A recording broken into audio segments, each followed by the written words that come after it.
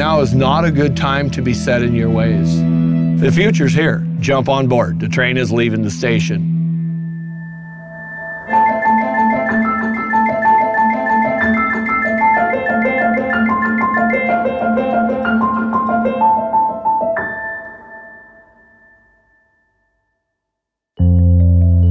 Eric Kroom is a logger who's betting everything he has on the future. If this project is just a huge failure, it just means that I'm back to hand to mouth. It's everything that I got. Besides cutting trees, Eric Kroom is also a self-taught engineer. And he's spending all his money to build and send machines where they've never tread before. So in the past, that machine, a machine like that, has never come up a hill like that. They don't have. Like many American industries, logging has been swept by a wave of automation. But steep mountainsides have remained a last refuge for people on the ground working with their hands. Until now. So if you had 2 hand cutters cutting and a 7-man rigging crew, that's 9 people with at least 6 or 7 of them on the ground, this is replacing those people directly. Understanding how automation is playing out in this industry can teach us a lot about the future of work far from the woods. While some of the benefits may be surprising, the pain will hit close to home. Eric's son Tristan does a job that Eric plans to automate. After the trees come down, Tristan is one of the workers attaching cables by hand to haul logs off the mountainside. And he said his colleagues see what's coming. Almost half, probably, just think their job's getting stolen. In that way, what's happening on these Oregon slopes could soon happen all over. The machines may soon replace many of us.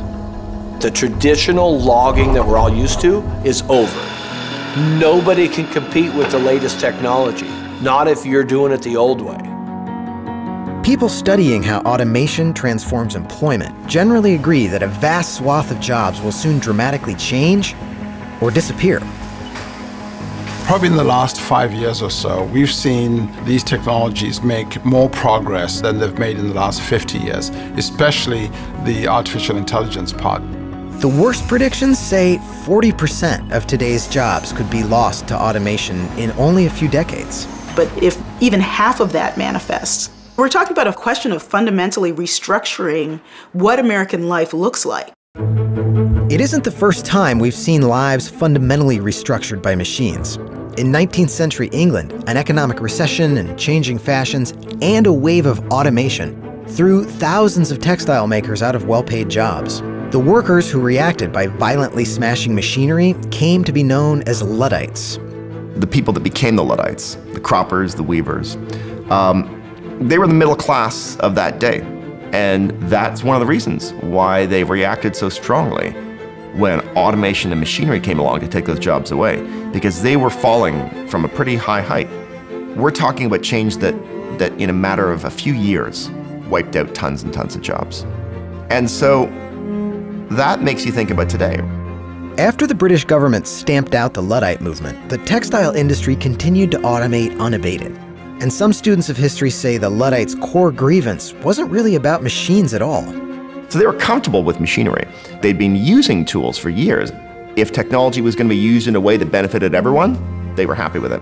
They saw this really not as a technological fight, but an economic fight. When the Luddites started breaking machines, it was because they had lost their attempt to mitigate the way that economic change would happen. Today, technologists say heavy economic change is coming to jobs that involve mind as much as muscle. The same way that Google Maps slashed the mental calculations needed to navigate around town, new systems could soon automate the judgment calls once needed to do stuff like prepare tax returns, or parse legal precedent, or make a medical diagnosis. I think that's what makes this time different. So many of us imagine that a lot of things that require emotional intelligence are inherently human.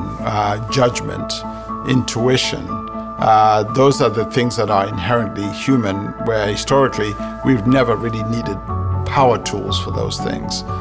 And it's likely that many people who never considered their work a candidate for automation will see artificial intelligence change their jobs in big ways. we actually found in our research is that something like 60% of occupations have on average about 30% of the activities that can be automated. What that means is that you're going to have probably more people working with machines alongside machines. So it's kind of becomes this collaboration, this fluid kind of like exchange of talents between the machines and the people. How can I help you? From the discovery of fire all the way to having a pen with which we write, I mean, we always have invented tools. AI is another tool. AI did not come from the sky. And here's where it's probably worth underscoring one of the biggest lessons the loggers may hold for the rest of us. Sure, automation is gonna lead to less work for guys like this. But it will also lead to less of something else. If you have a man on a chainsaw falling trees, they're eventually going to get hurt. You're the softest thing out here. If you face an accident, you're either gonna be disabled or you're gonna be dead. Logging has the highest death rate of any American occupation.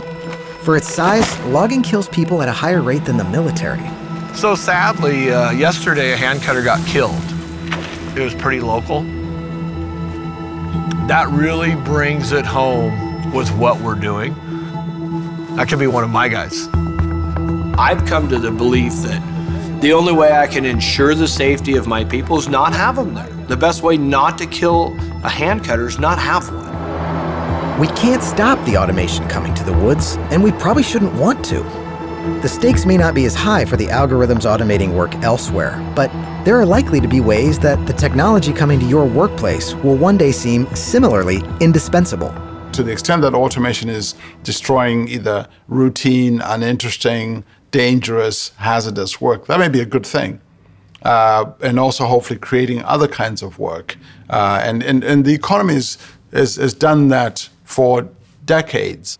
One of the things that gets lost in the conversation about automation is that there are actually enormous benefits to us as a society. The challenge remains dealing with the whirlwind pace at which our era's technologies are entering and remaking our jobs. I've been cutting timber for 22, 23 years. I have 4 kids. They need to learn a different trade. So what will the future of work look like? From here, it looks like a future where careers could become a changing story of not one job, but many. The majority of people will end up having an episodic career.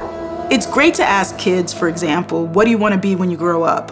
But one thing that might be added to that question is, what 5 things do you want to be when you grow up? You're probably not going to do the same job you did when you were 20.